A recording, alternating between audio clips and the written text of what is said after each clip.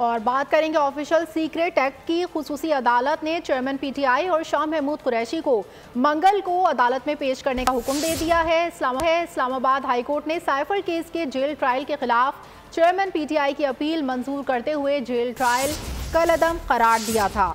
Official secret act खुसूसी अदालत ने chairman PTI और शाह महमूद कुरैशी को मंगल को अदालत में पेश करने का हुक्म दे दिया है। इस्लामाबाद हाई कोर्ट ने साइफर केस के जेल ट्रायल के खिलाफ चेयरमैन पीटीआई की अपील मंजूर करते हुए जेल ट्रायल कलअदम करार दिया था। मजीद तफसीलात जानेंगे बोल न्यूज़ के नुमाइंदे एहतशाम कियानी से। जी एहतशाम।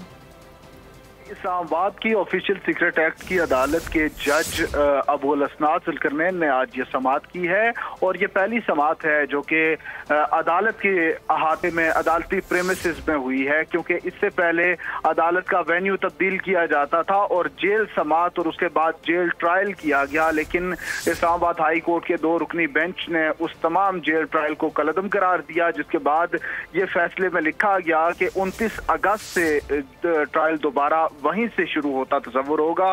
तो अब आज जज अबुल असनाद जुल्करनैन ने यह फैसला किया है कि ट्रायल वहीं से दोबारा आगे बढ़ाया जाएगा। इसलिए अदालत ने अब आइंदा मंगल को चेयरमैन पीटीआई और शाह महमूद कुरैशी को अदालत में पेश करने का हुक्म दिया है। उसके लिए उन्होंने प्रोटेक्शन वारंट्स जारी करते हुए यह हुक्म दिया है कि आइंदा समाअत पर दोनों मुल्ज़मान को अदालत में पेश करें ताकि ट्रायल आगे बढ़ाया जा सके। ठीक है, बहुत शुक्रिया एहतशाम कियानी।